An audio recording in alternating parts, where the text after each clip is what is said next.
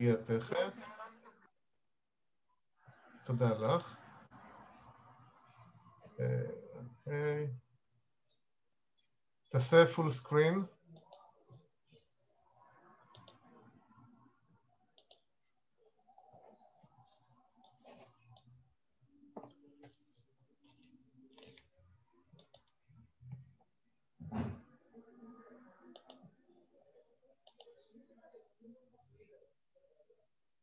מספרים קופצים.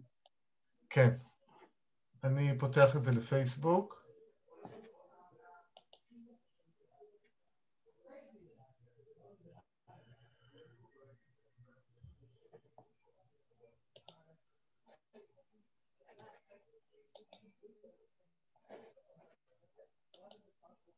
And we're live on Facebook.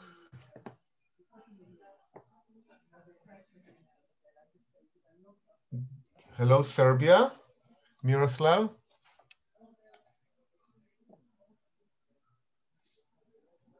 We have South London. Hello, Miriam. Hello, Chicago.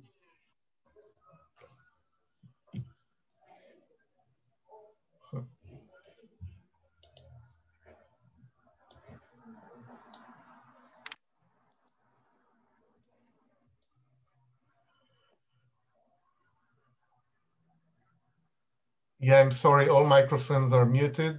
That's a default. And we have Indiana. Hello, Mr. Himmel. Hello, Itch. From Toronto. And Jerusalem, of course. And Rona. Mitzpe Hello, Ramon. Rona. Mitzpe Ramon. Hi, everybody. Jay's just joining in. We'll start in just a few minutes. And Jay is our host for this evening, day, afternoon. Hi, Colin. Hello, everyone. Crooked Tree, Belize. Hello, Paul. Hey, Paul. Yafo.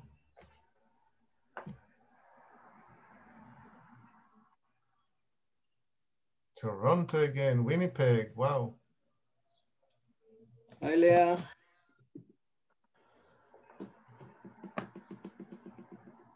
Paris.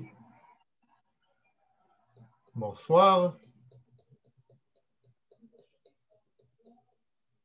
מעלה אדומים. חופית. It's so nice to see that people are really from all over.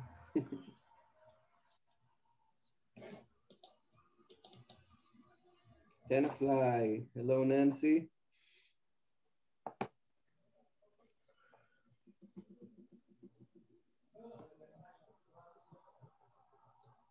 Santa Fe.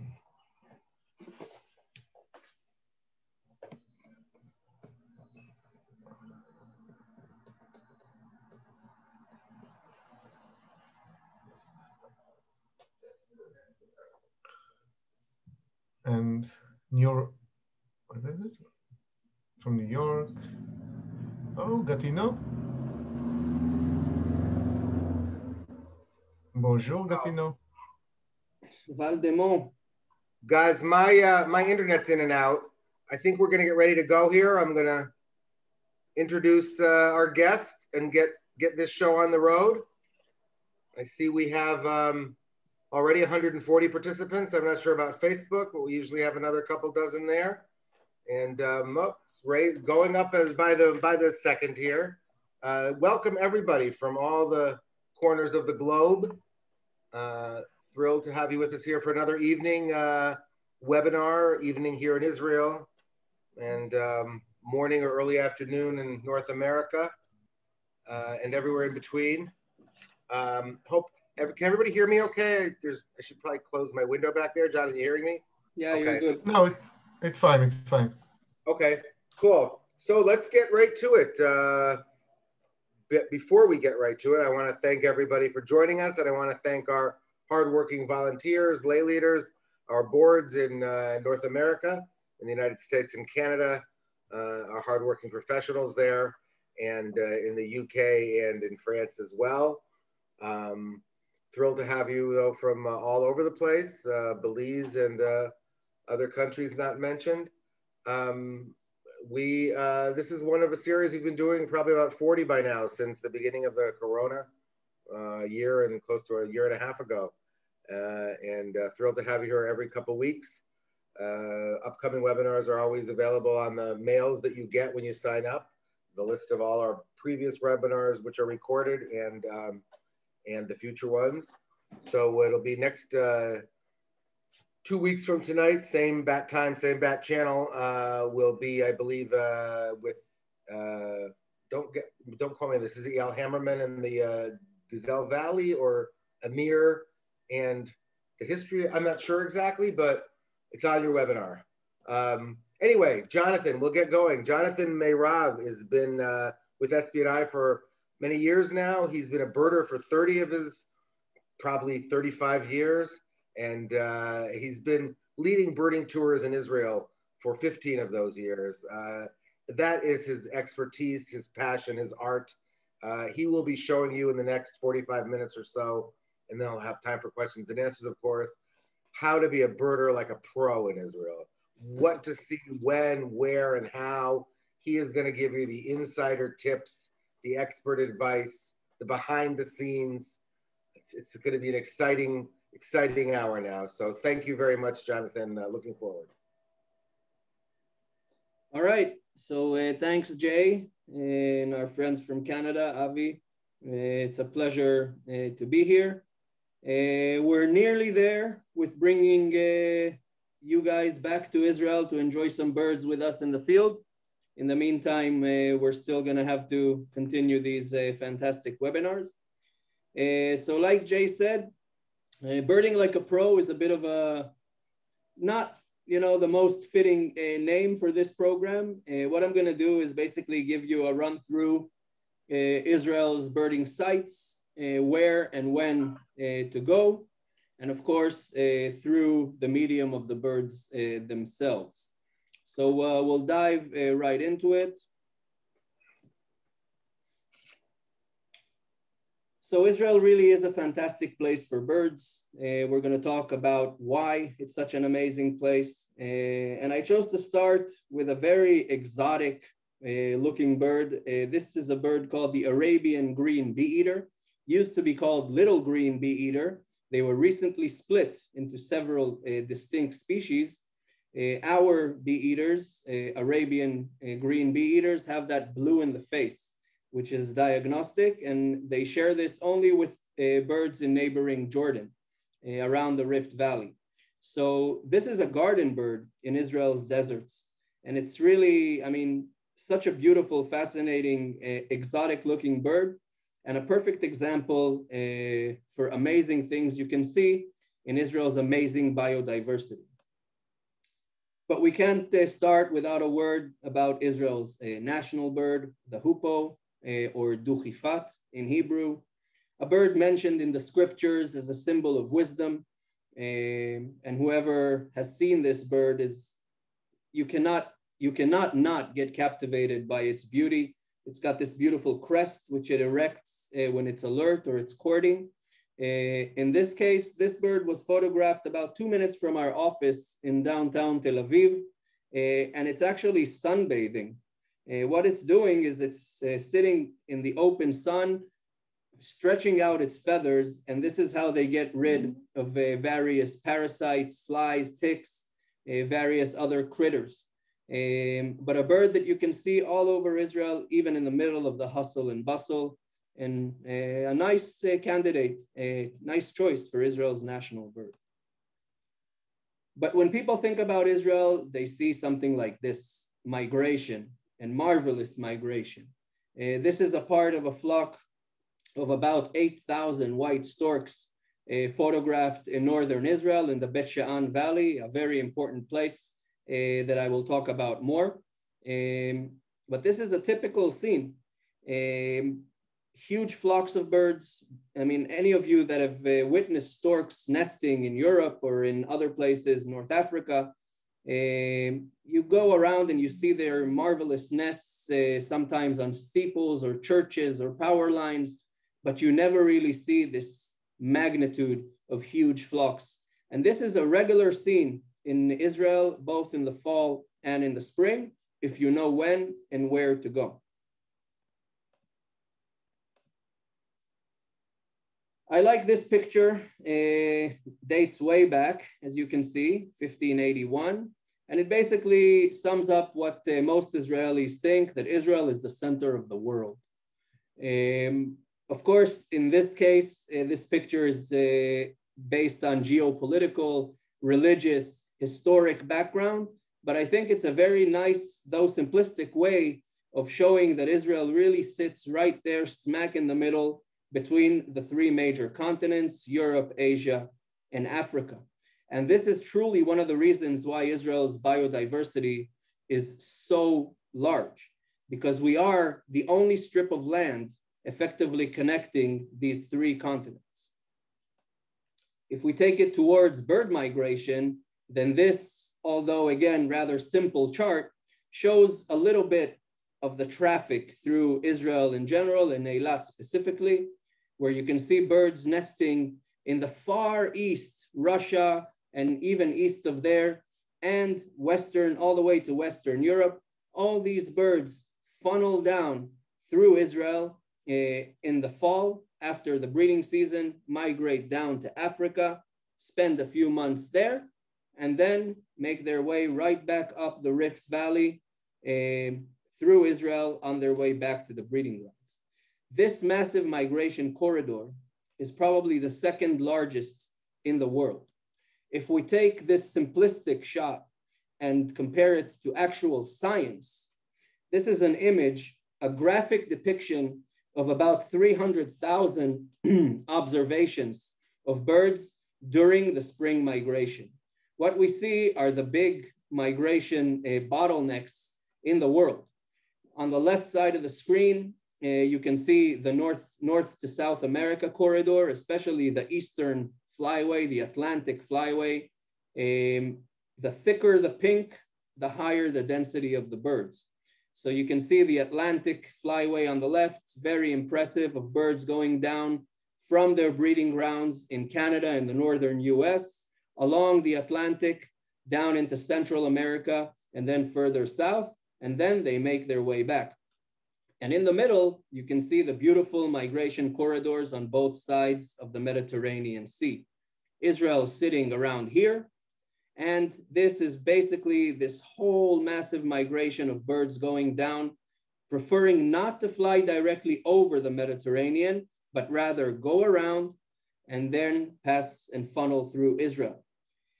We estimate somewhere between 600 million and 1 billion birds that make this journey every year through Israel. These are numbers that are hard to grasp, and therefore an educated estimate by scientists, and making us the second largest migration bottleneck in the world. This is our Palestine sunbird, or orange tufted sunbird, one of Israel's smallest birds. But like I say, Israel is amazing because size doesn't really matter, as is the case with this beautiful bird. Not only do we have a massive migration corridor going through Israel, we also have, for a small country, only 320 miles, or just under 500 kilometers from north to south. Within this, we have over 550 species that have been recorded to date. Just to give a comparison, Israel is of similar size of the state of New Jersey or something like that in the US. And the whole ABA area, US and Canada, their checklist is around 1,000 species. Israel, with our little 320 miles, 550 species recorded to date. Now, this has to do, again, with the massive migration corridor, but it also has to do with the amazing biodiversity and the range of good quality habitats within Israel. From the north, Mount Hermon, which we will talk about, the highest mountain in Israel, down through the eastern valleys, Bet She'an Valley, down to the Dead Sea, and along the coast with the beach, the coastal fish ponds, remnants of the old coastal swamps, down to the Negev, which is just as diverse as it comes, about 6 or 7 distinct desert habitats, semi-desert in the northern Negev, and slowly becoming more and more arid as you go south until you reach the pinnacle, Eilat, which is one of the most amazing birding destinations around the world. Such a tiny country, so many habitats, and a lot of good quality open space. All this contribute to this impressive checklist that Israel boasts. We'll go right into a seasonal sort of approach towards birding in Israel. It's very, very hard to do it month by month because Israel, let me retrace a bit. When we talk about migration, in many places, the main thing is spring migration and autumn migration. Now, spring and autumn are a very defined period within the calendar. The thing is that migration in Israel is not restricted to those classic 3 months of spring and 3 months of autumn. As a fact, in Israel, migration goes on for over 10 months a year. That's why I don't really like the name spring migration and fall migration, and I prefer to say post-breeding migration, meaning birds that have finished nesting and are now migrating south, or pre-breeding migration, which is birds that are working their way back up from Africa into Israel towards the breeding season in Israel and beyond. Because right now, I mean, June, July are just about the slowest periods of the year in terms of migration. But even now, in July, in the heat of summer, we already see species such as some waders, first warblers, swifts are already migrating south to Africa. They finish nesting in Israel, they nest early in the spring, and for them, the summer is over. They're already migrating south to Africa now, and we're not even in the middle of July. And this is fall migration. So according to the calendar, we're deep within the lazy long days of summer, but for some birds, we're already in the middle of the fall migration. So we will start with winter. I sort of lumped a few months together, and you cannot talk about winter without talking about the eastern valleys. You saw the first picture of cranes in the Hula Valley, which we will get back to.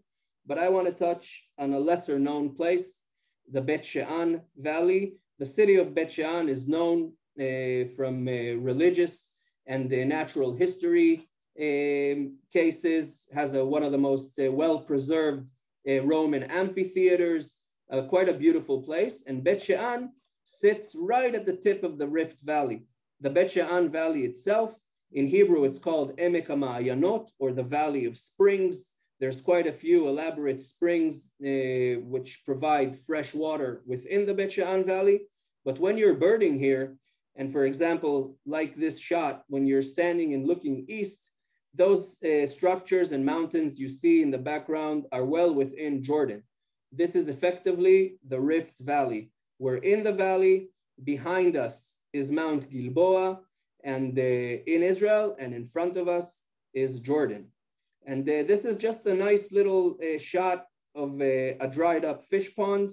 It's still actually in work, but you can see that this exposed mud attracts large numbers of black storks in this case. And besides this, a huge number of birds. Starting in September already, getting better and better in October and November, the Bet She'an Valley wetlands offer an amazing bird watching experience. I'm very proud to say that SPNI is in the midst of founding a new birdwatching center in the Bet She'an Valley in Kfar Rupin. It's quite an amazing project that you will hear a lot more about in the future. It's basically restoring wetlands, because we now understand that these wetlands, these fish ponds that have replaced natural wetlands that have disappeared from Israel a long time ago, these fish ponds are of crucial importance for birds.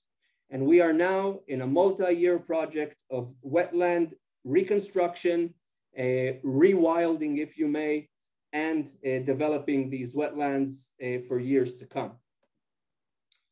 The Bet Shean Valley in the fall and winter, again, one of the best places to see species such as the black stork on the bottom right. Black storks are similar in their shape and structure to the white storks, which are more better known. Black storks are shyer birds. They travel in smaller flocks. And this bird was on the brink of extinction in the 80s, and projects done to protect them in Europe. They nest in Europe. They don't nest in Israel. They actually nest in forests. It's a very interesting bird. But this bird has made an impressive comeback. And now Israel consists one of the most important wintering areas for black storks in the world. We get up to 3,000 black storks wintering here, which is a significant part of the world population. And the Bet Shean Valley is one of the best places in the world to see congregations of black storks. The other picture shows a Pallas's gull, or a great black-backed gull, one of the largest gulls in the world, nests in Kazakhstan, the Caspian Sea, an Asian species, and Israel again hosts a very important wintering population of Pallas's gull. This is a highly coveted gull for birders visiting Israel. They're very rare in Western Europe, and Israel is one of the best places to see good numbers of Pallas's gulls.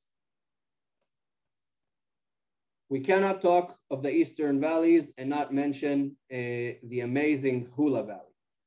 This is an aerial shot of the Hula reflooded area. I won't go into the whole story of the reflooded Hula Lake. Hula Lake was one of the most important wetlands in Israel up historically. In the early 1950s, the Israeli government decided to drain the Hula Lake in order to clear areas for agriculture. It's a fascinating story that you may have heard, and if not, you can hear it elsewhere.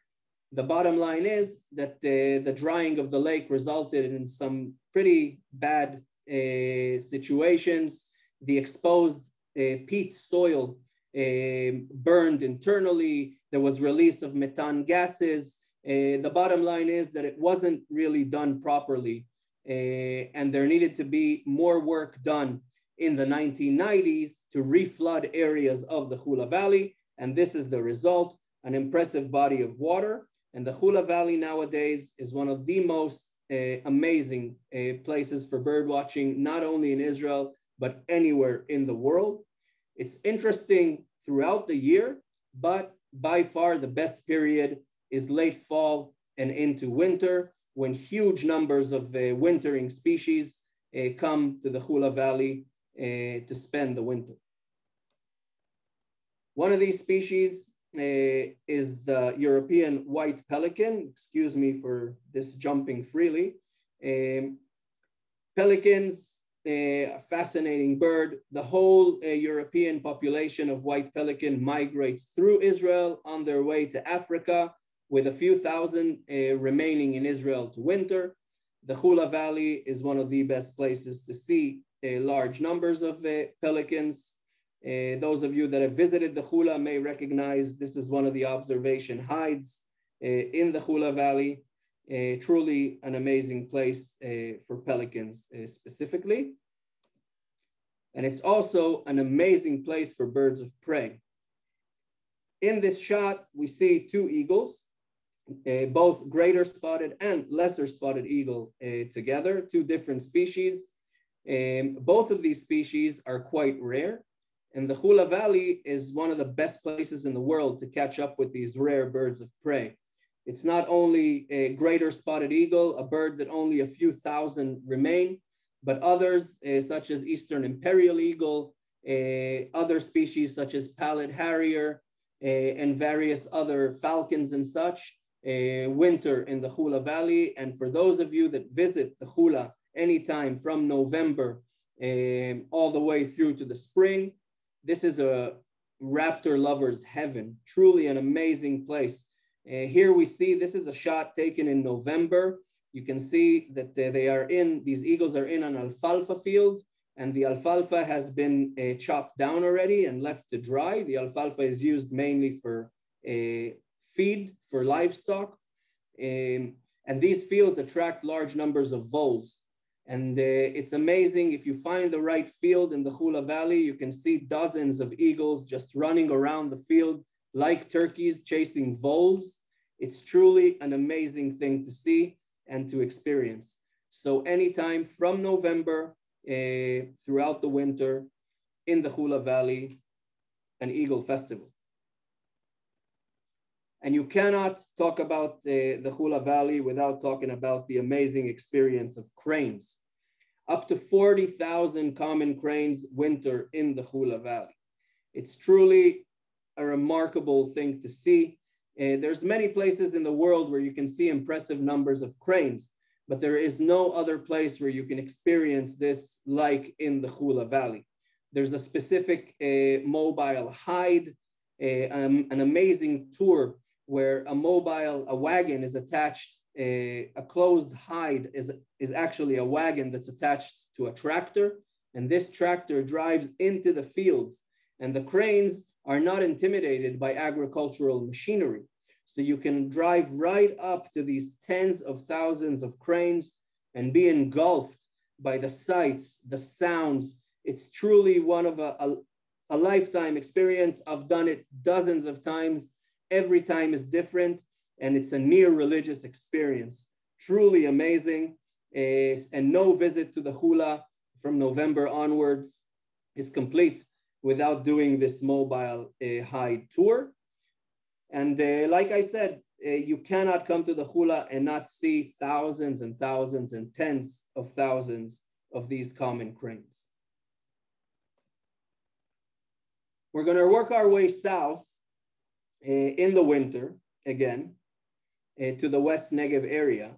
And the West Negev, again, I'm talking about winter, November onwards, is also a remarkable place for wintering birds of prey and rare birds of prey. The falcon on the left is a Saker falcon. Saker, one of the largest, most impressive falcons. Small numbers winter in Israel. This is a bird that nests deep within Asia with a small relict population in Hungary, but they're very, very hard to come by elsewhere. And the West Negev in Israel is truly the place to see these amazing falcons. You can see in the picture that it's still got some feathers. This is freshly after it fed on a pigeon, and you can still see some feathers on the talons of this amazing falcon. And two more species of eagles. On the right, top right, Eastern Imperial Eagle with that nice golden head, very dark below, one of the larger and rarer eagles in Europe. Again, a bird that only a few thousand pairs remain. And this specific plumage, an adult, which is about, this bird is at least 6 years old. It is only at the age of 6 that it attains this beautiful adult plumage with the golden head. Is a very rare bird to see anywhere else. And Israel in general, and the West Negev in particular, is the place to see Eastern Imperial Eagles. And on the bottom right, again, a greater spotted eagle, which if you didn't see them in the Hula, you can catch up with them down in the West Negev. The area also hosts some pretty interesting birds from the east. The bottom, you can see 3 sociable lapwings. Sociable lapwing is a very, very rare bird worldwide. Probably a couple of thousand pairs are left in the world. It was already on the brink of extinction. The counts were down to a few hundred individuals. And then a big discovery in around 2010, an unknown before wintering area was found, where a few hundred more sociable lapwings were found. Still a super rare, it's actually a shorebird, but it's not dependent on water. It spends most of its time in agricultural areas, in fields that have already been cultivated or after they've been sowed. And the West Negev is the best place in the world nowadays to catch up with a sociable lapwing. The other two birds we see on the top right is a citrine wagtail, the rarest of the 4 species of wagtails that we get in Israel. And on the left is an Isabeline shrike. Again, birds from Asia that instead of flying directly south from their breeding grounds, they fly southwest and choose to winter in the Israeli deserts. So the best of all worlds. Late winter, as we slowly approach spring and we head further south to the wadis of the southern Negev, this is a typical shot of a southern Negev wadi blooming. We can see a characteristic plant with these yellow flowers. This is an Ocradenus bacatus, a typical plant of the wadis of southern Israel. And this plant is a warbler's magnet. This plant blooms, flowers, and then releases fruit in February and into March in perfect timing for the arrival of the northbound migrants. And its tiny fruit of this plant is like sugar bombs or candy for migrating songbirds. And this typical wadi hosts some very, very special birds, especially in the late winter and towards spring. Some examples. On the top, we've got a Cyprus warbler. Cyprus warbler is an endemic breeder to the island of Cyprus. It's the only place in the world where they nest. And Israel is one of the only places in the world where they winter. And this bird that nests in a Mediterranean island chooses these wadis, specifically with acacia trees, in order to spend the winter months.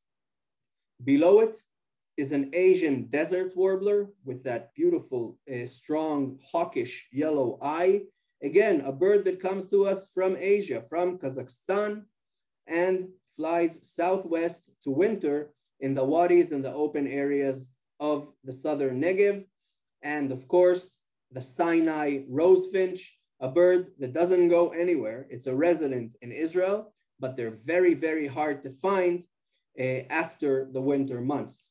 They're very easy to see throughout the winter and the early spring. And then around March, they disperse into the mountains, couple up and mate.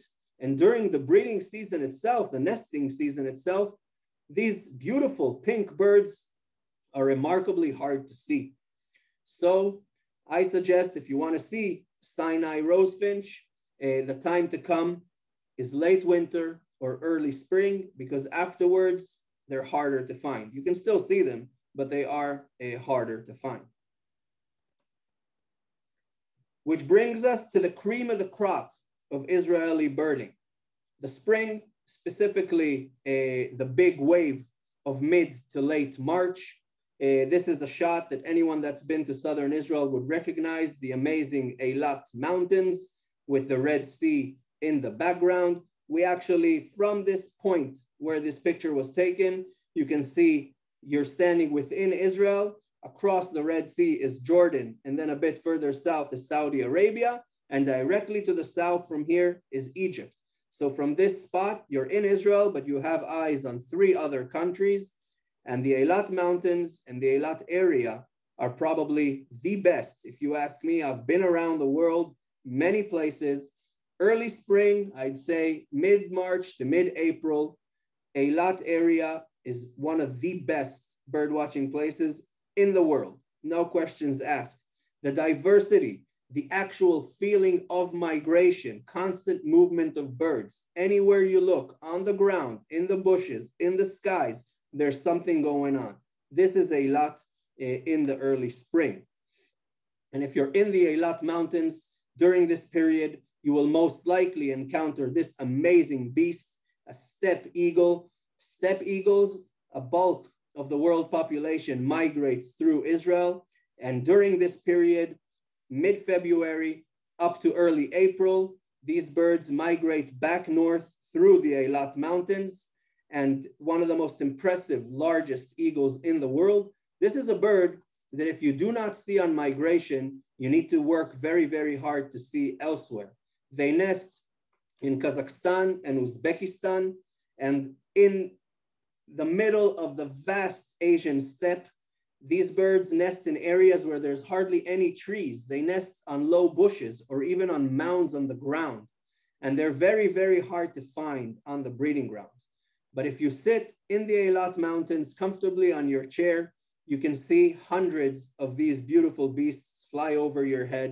And this is a bird that truly attracts many birders to the Eilat Mountains in the spring. And this is a scene that we wish we can get back in spring 2022.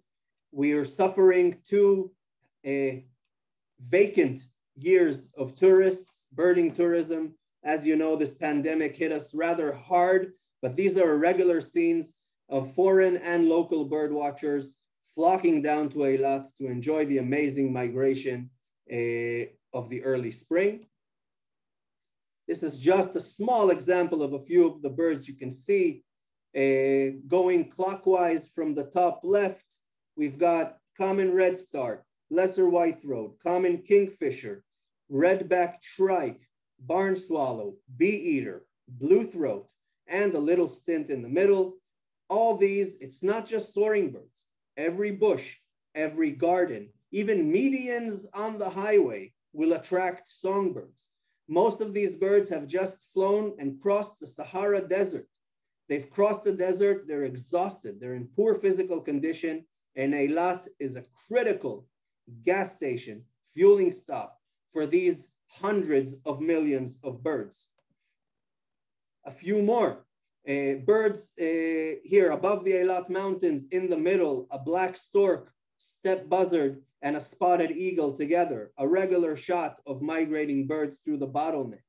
Top right, Caspian plovers, another rare visitor from Asia. The bottom here, we see a wryneck. A wryneck is a species of woodpecker, a super cryptic, shy, hard to see bird in the forests of Central and Eastern Europe. In Eilat, I took this shot in the middle of a busy city park. This bird was in the middle of a city park on the lawn, sucking up ants from the grass. This is migration in Eilat. Even the shyest, most cryptic species have to feed out in the open, again, because they're in poor physical condition. On the top left, we see Namakwa dove, a very special dove species with a very long, beautiful tail. They're residents in Israel, and Eilat is the place to see them. Bottom right, a Kretschmar's bunting, and bottom left, a Rappel's warbler. Birds that come from different places, need different habitats to nest, all congregate in the migration capital that is Eilat in the spring. Once you leave the city and go out into the desert, we've got 2 typical habitats. On the left, you see the sandy plains, sandy wadis, right at the edge of the southern desert in Eilat Mountains. And on the right, we see the desert bloom following the winter rains. And these wide open spaces attract these open ground birds, shrikes, wheatears, buntings, beautiful species such as this hooded wheatear. Israel hosts a wide array of wheatears, and hooded is one of the most characteristic and one of the rarer breeding species of wheatear in Israel. And these open deserts in the spring is the place to catch up with this beautiful wheatear. And also some very, very rare and hard to come by larks. On the bottom right, the greater hoopoe lark with that bill reminiscent of a hoopoe. And on the top left, a very rare bird called Arabian dun's lark. These are birds which are sporadic breeders. They show up suddenly, usually following rainy events, in these open desert wadis in the spring. And if the conditions are just right, they're opportunistic breeders. They can choose to breed. They find a nice place, they start courting. If they find a mate, they will breed immediately, right there and then. Very quick breeding cycle and move on. But these are just 2 examples of 11 different species of larks that you can see in the open areas of the southern Negev and the Eilat area. Back down into the city of Eilat to the famous North Beach. North Beach is a remarkable place. Species like white-eyed gull, a beautiful gull endemic to the Red Sea area. Eilat is the only place in Israel to see them. You can see them worldwide, year-round, I mean. But a good time to start is March, April. Same with Western Reef Heron. A little bit further north are the famous salt pools, flamingo pools, K20 pools, just north of the city of Eilat. Hosts hundreds of flamingos year-round, greater flamingo. Later in the spring, hosts impressive migration of marsh terns, such as this flock of white-winged terns, and a wide array of shorebirds, nesting Kentish plovers on the bottom left, and migrant ruff on the bottom right, marsh sandpiper, and the rare broad-billed sandpiper. All these are seen with ease during spring around Eilat. Heading north, back to the Nitzana area. Nitzana is in the far west Negev, not far from the Egyptian border, an area of semi-desert, high desert. It's not dry like in the south, but more connected to the Mediterranean climate to the west. And this is home to one of Israel's most charismatic species, the McQueen's bustard. McQueen's bustard are big, turkey-sized ground birds. The last remaining population in the world of McQueen's bustard is in Israel. They were hunted throughout their Middle Eastern range from Jordan east to the Emirates, Kuwait, Saudi Arabia. They were hunted to extinction. Israel has the last wild population of McQueen's bustard, and they like the Nitzana area. They start courting in the late winter, but any visit from March onwards will give you a very good chance to see some of the 100 or so individuals that roam the area. With them are other incredible birds, such as cream-colored courser, a very, very curious, interesting shorebird, again, that likes the desert, anytime from March and into the summer in the northern Negev. It's also a fantastic place for mammals. We don't have time, but Israel is an amazing place for large mammals. 3 species of gazelle. Here we see a Dorcas gazelle, father with a fawn. Asian wild ass, or onager. This is an animal that was reintroduced into the Israeli desert in the 1980s, and now wild roaming herds are a regular sight during our birding and nature trips. And if we're lucky early in the morning, we also run into Arabian wolf. But back to birds, and we're moving on towards late spring when we get these colorful birds coming through. 2 species of bee-eater, common or European bee-eater, this pair on the bottom. On the left, the stunning blue-cheeked bee-eater, and on the top right, a collared flycatcher, one of 3 species of Fitsedula flycatchers that do not nest in Israel, but move through in large numbers in April and May. That late spring period is also a phenomenal place to go back to the mountains, where the whole world population of Levant sparrowhawk and Eurasian honey buzzard funnel back through the mountains on their way back to the breeding grounds.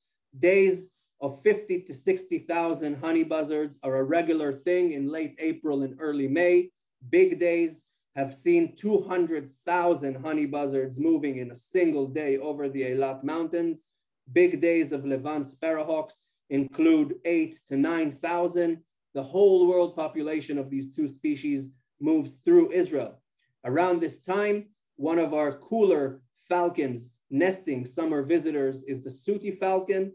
On the bottom, you can see this beautiful dark gray bird nests in the harshest desert, in the harshest of climates. Israel is one of the best places in the world to catch up with sooty falcons.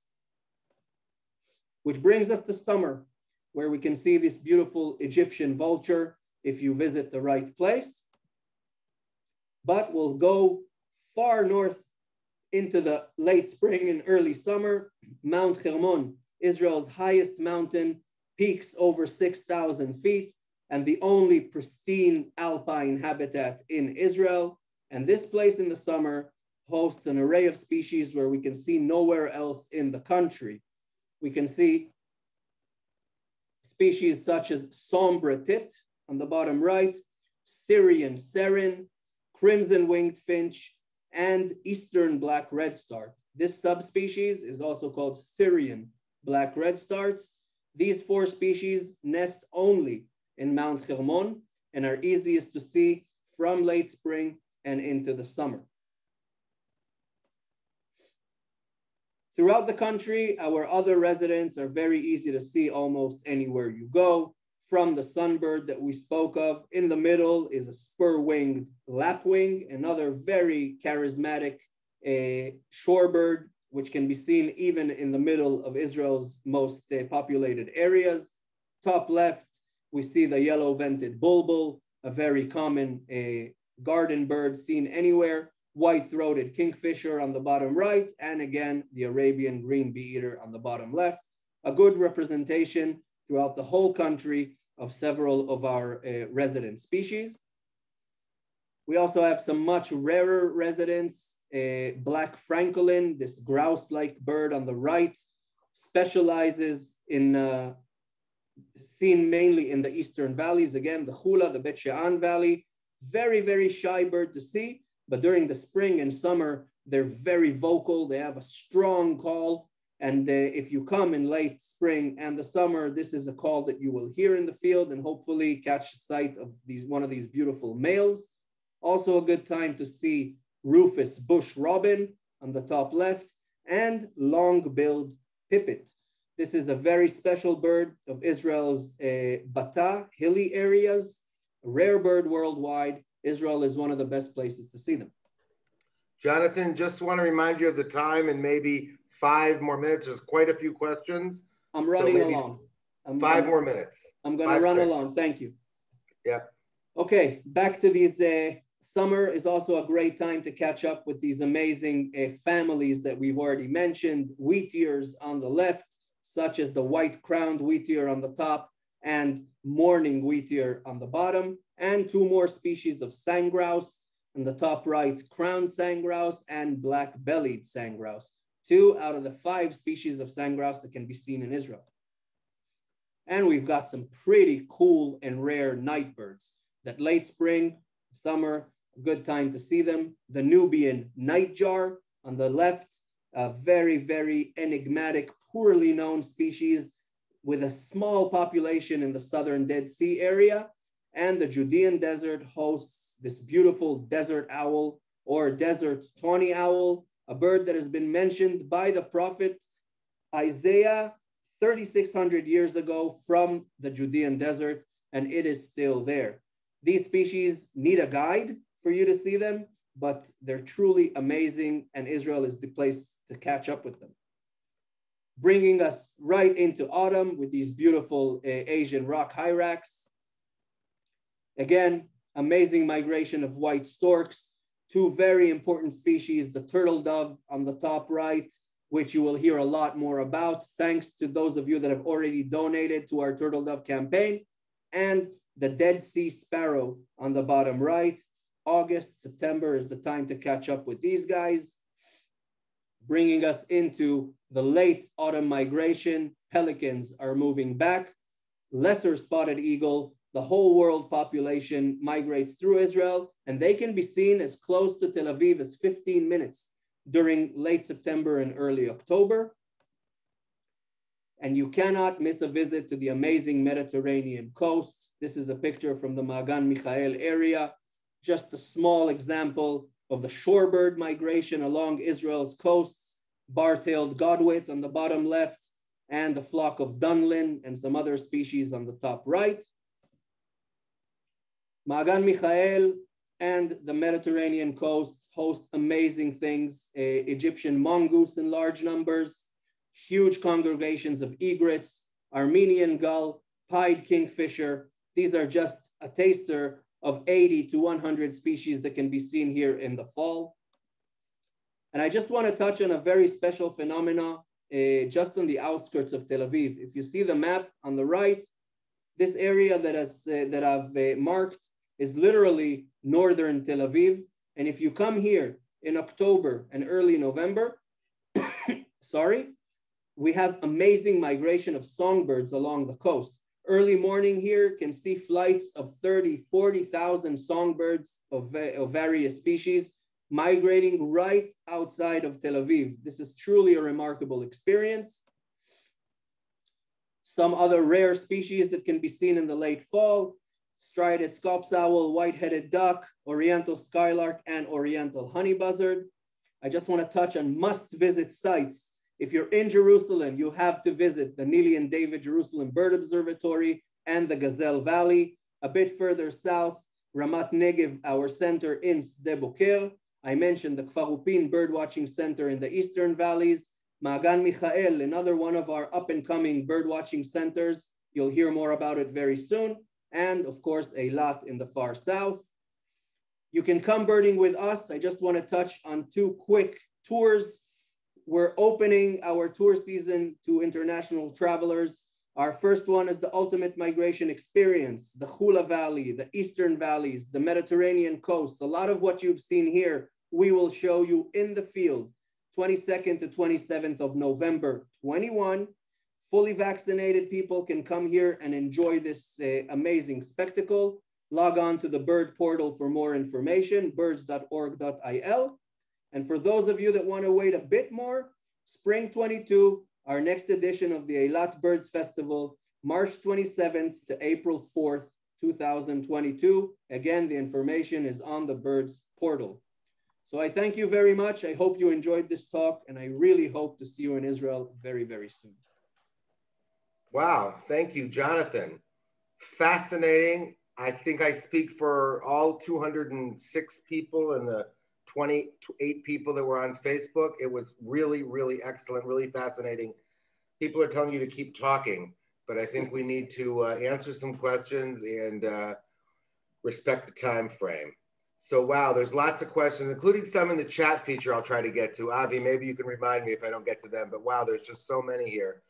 Let me try to take them in order. And, you know, I think you're going to have to be bullet points on some of these things. How could climate change affect migration patterns?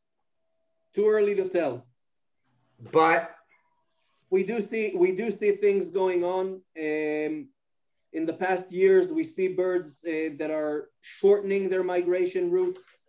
Birds that used to migrate to Africa are now shortening their travels and remaining to Israel for the winter. We do see some trends. We're looking into it. I think it's a bit too early to have clear results. Okay, we'll get back to you on that. Maybe by the end of the webinar, we'll have some new data. How can friends from Sweden who are coming to Israel keep themselves updated on bird sightings while they're in Israel? First of all, our birds portal, birds.org.il in English, has updated sightings constantly. And the eBird system, for those of you that aren't familiar with eBird, an amazing citizen science tool, but the bird portal floods observations from eBird. So it has everything you need. www.birds.org.il. That's great. Thank you, Shaul, for that question. That's a very useful question for everybody. Where do the swifts migrate after their breeding season in Israel? Swifts?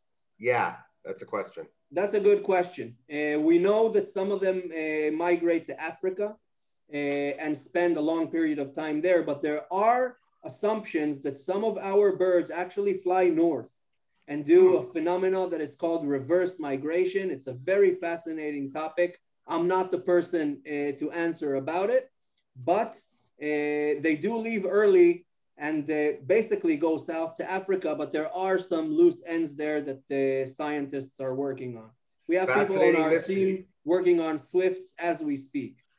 Fascinating mystery. Do wood storks come to Israel? We have them here in South Florida where they breed in nest. No, wood stork is a New World species.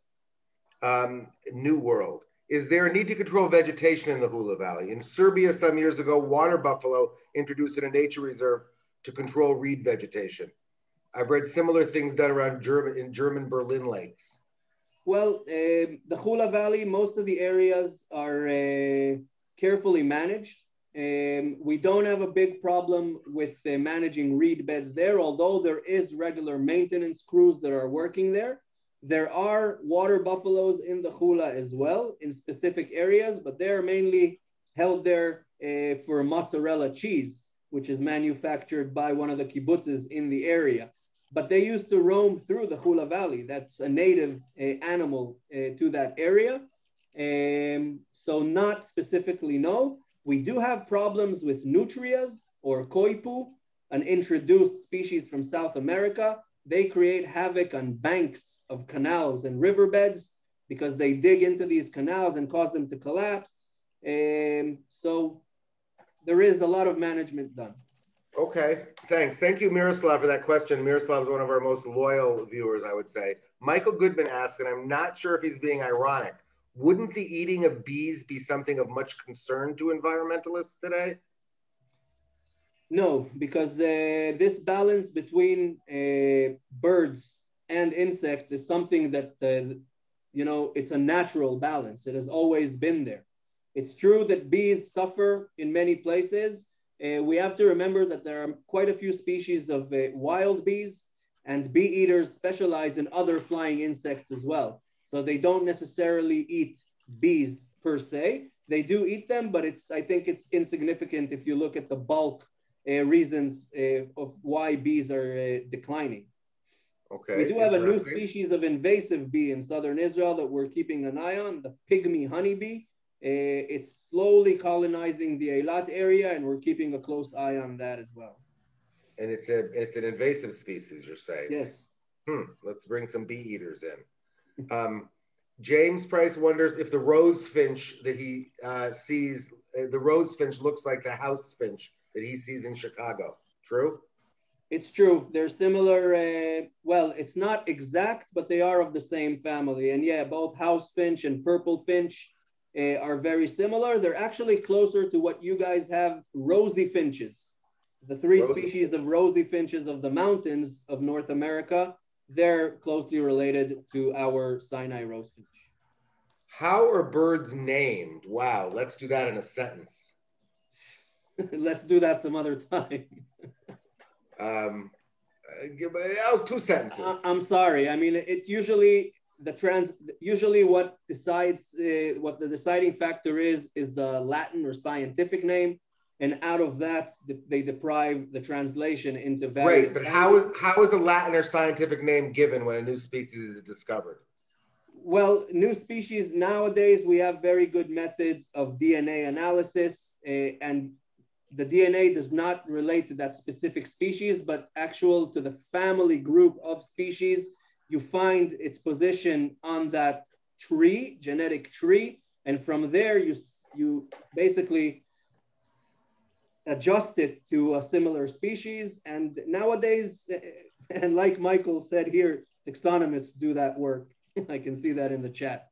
Right, but once you get to a part of the taxonomy tree where you need to invent a new name or word, who's in charge of that? Okay, so usually the finders of the bird are involved. In some cases, the finder gives the actual name. And in this case, you can have a scientific name that includes the name of, we have many, many examples of birds that were named after specific people that first described them. The other case is that something that the bird does or relates to, its behavior within the habitat.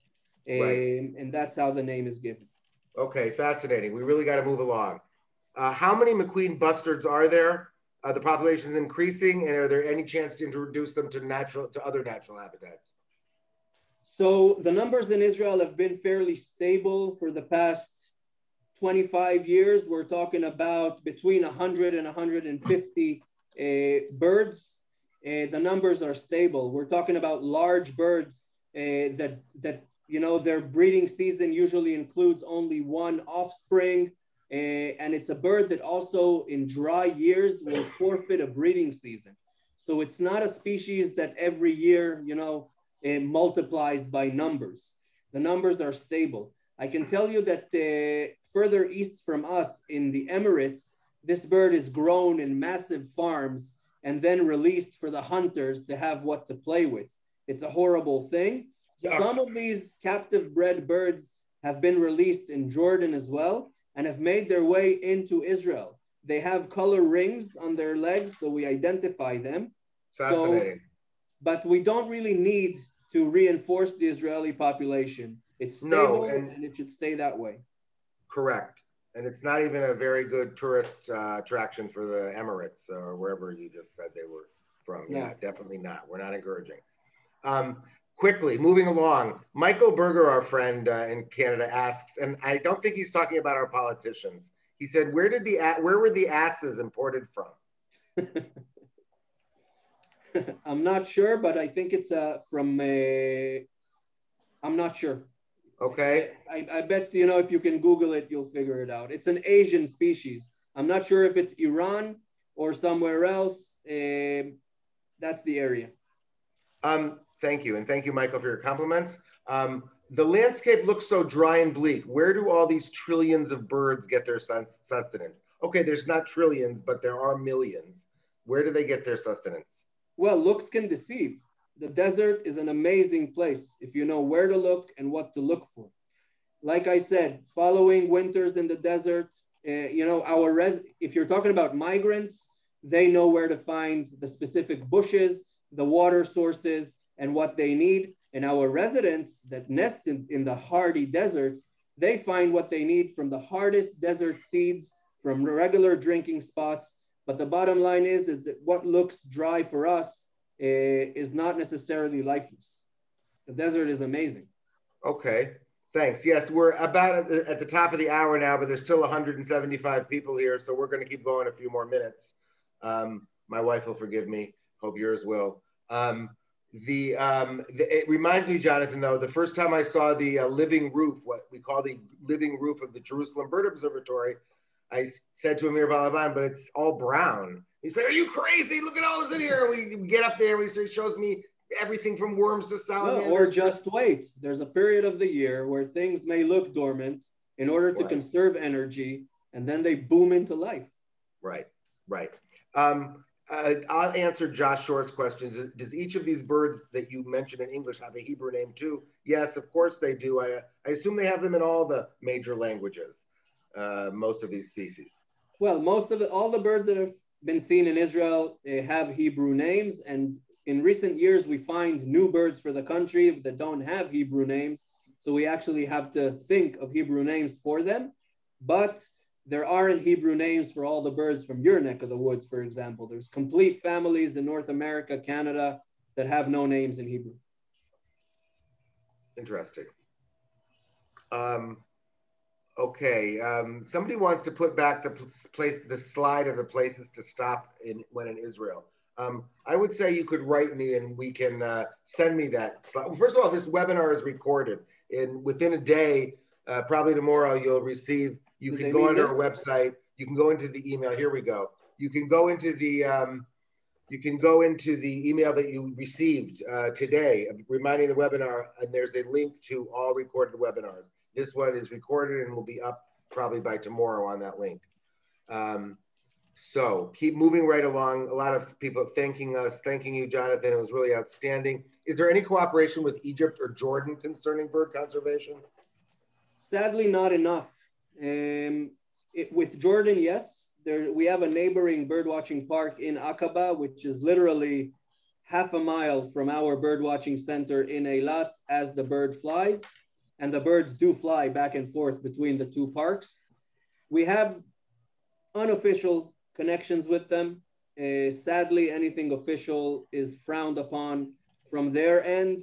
And with Egypt, again, we have a lot of informal things going on, but sadly, on a country level, established level, some of these countries just don't want official cooperation with Israel. It's sad, but that's what it is. Yeah, it's true with the Palestinians. What they call normalization, even in things, you know, there's really consensus on, like nature conservation. It's been hard going over the last few years. A lot of people on these webinars, Jonathan, ask us about Gamla. I think it's a very popular place for birding in general. And somebody asked, what's the situation with the griffon vultures there? And the bird in Hebrew called Perez. And when do we see long-legged buzzards? Okay, so that's 4 questions. First, first, Gamla is a very sad story. Gamla in the Golan Heights used to be the biggest, most impressive griffon vulture colony in all of Israel. Sadly, that colony is gone. In the past, in recent years, not a single griffon vulture fledged from Gamla. The vultures in the Golan are having a very hard time due to poisonings and hunting, both within Syria, in Jordan, and even within Israel. There were various mistakes made with the hiking trails near the nesting colony in Gamla. And sadly, it's a very sad story. There are attempts of reintroducing vultures into Gamla. As Gamla went down, Khaybar Carmel on the Carmel Mountain is a very, very important reintroduction and rehabilitation place for vultures. And so with Gamla going down, the Carmel population is slowly going up, but it's a very, very sad story. I remember Gamla with 200 vultures in the sky. Now you're lucky if you see 5. Wow. The bird called Perez is a bearded vulture. Bearded vultures used to nest in Israel until the 1980s. They've gone extinct as nesters in Israel. They were never common, but now they don't nest here anymore. Every once in a while, we do get one showing up, usually juvenile birds drifting down from Turkey or from the Caucasus, but they're a very rare bird in Israel nowadays. Long-legged buzzard is a fairly common resident in Israel. It can be seen almost anywhere. And whoever asked, if you're coming to Israel and want to see one, just drop me a line. I'll tell you where to go. Okay, thank you. That was Avi that asked, not our Avi, spelled it A-V-I-E. Can you share the slideshow? Yes, this webinar is recorded, as I said. The link says upcoming recorded webinars. It's on our website, and the link is in the emails that you received that you registered for and got reminders about. What is it about? Wow. Okay, do this in a sentence, Jonathan, and please be poetic. What is it about birds that create our fascination? Wow. Yeah, thank you. I think it has to do with, first of all, with the fact they can fly. This is something that ever since you're a child, the ability to be here and then be there and to spread your wings and fly, philosophically and physically, is something that I think we all wish we can do every once in a while. Birds are everywhere. They're very easy to see, very easy to show, and they're an amazing porthole to bigger conservation. That's why, and to me personally, birds are humbling. I mean, bird migration, looking up and seeing these birds doing thousands and thousands of miles with a tiny brain that has a more elaborate GPS system than anything we can invent, really puts us in place. And it doesn't matter how much crap we throw at this planet, bird migration carries on and nature carries on. So it's humbling. Well said, well said. Wow, this is even, somebody writes, I'm new to birding. Are birds smart and what are their unique characteristics? In a sentence. If you have 2 days in your, let's find 2 days in your calendar. And smart is a very big question. You have crows, for example, crows and starlings, where scientists have proven that they have the cognitivity of a 5 to 6 year old child. They can solve multi-level problems. They can do amazing things. Everything else, I think, is instinct and adaptation, but birds do remarkable things. Right. For example, crows will throw nuts on a roadway to have cars run over it and crack it to get to the nuts, for example. And they have phenomenal memories. I mean, they stash acorns and stuff like that. And jays do this. They can remember up to 400 different places. I mean, they're really amazing brains. really good at what they do. Sarah Silverman's got a great riff on how squirrels hide their acorns. So I'm not so sure that makes them smart. But would you recommend Agamona Emek Hefer Wetlands Bird Sanctuary? Yes, yes, it's a pretty good place in central Israel. Again, especially during the fall and winter months. It's a good place, definitely. And somebody writes, when you show the birds, are you showing males only or males and females? Aren't they very different? Of course. A lot of the birds in this, well, first of all, yes, we usually show males. As sadly is the deal also with field guides and stuff where the males are big and the females are small. In this presentation, many of the species don't have differences between males and females. Storks, birds of prey, a lot of these birds, McQueen's bustard, courser.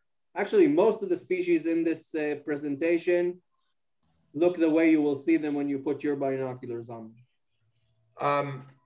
Turkey vultures, do we see them in Israel? No. No. How can we reach you by email? They're actually not even a vulture, but a stork. How can we reach you by email, Yonatan? Do you want to give that now? You want me to send it? How does that? I think there's a thank you note for everyone that registered or participated. That's one option. I can give you I'll write my email down in the chat box. Okay. Thank you. Okay, that was all. And oh no, there's a few more questions here. Oh, Martin Epstein wants to know, Jonathan, do you remember you spotted a black-crowned finch back in the early 2000s in the Arava? Black-crowned finch lark. I remember that like it was yesterday. We were there, Martin and myself and a Dutch bird watcher. We were in the Yotvata fields in the northern circular field. It was late in the afternoon. We were looking at larks and suddenly this tiny lark falls out of the sky and lands in front of us. I lift my bins. I won't repeat what I cussed at that exact second, but that was a black-crowned finch lark, one of the rarest birds we have seen in Israel. I have seen only one in Israel since. So Martin, I remember it well. Did the missile fire between the areas affect any birds? Any evidence? No, not really. I mean, for birds, these missiles, it's like a thunderstorm. So. Wow. What do we need to do for our environment to help birds? We're still at 140 participants, but we're losing them at a regular pace. So I got one or two more questions. We need to protect our environment. We need to do anything we can that our human signature is not serious. We need to deal with pollution. We need to deal with plastics. We need to deal with recycling properly, and we need to take care of open spaces. You guys in North America, US and Canada, you have still vast areas. Places like Western Europe and Israel, which are very, very heavily populated and will be more so. We need to take care of our open spaces, be very, very careful with them. We need to develop urban nature sites as much as possible in order to extend the green lungs. And it goes on and on. There's so much we need to do. We need to start by being humble and respect nature. Thank you. Excellent. I think a final quick question here. Do you think there's a market for bird feeding stores in Israel, like Wild Birds Unlimited in the US? I don't even know what that means. I know there isn't. There have been attempts here and there. They are sold in various places like the Jerusalem Bird Observatory and Eilat.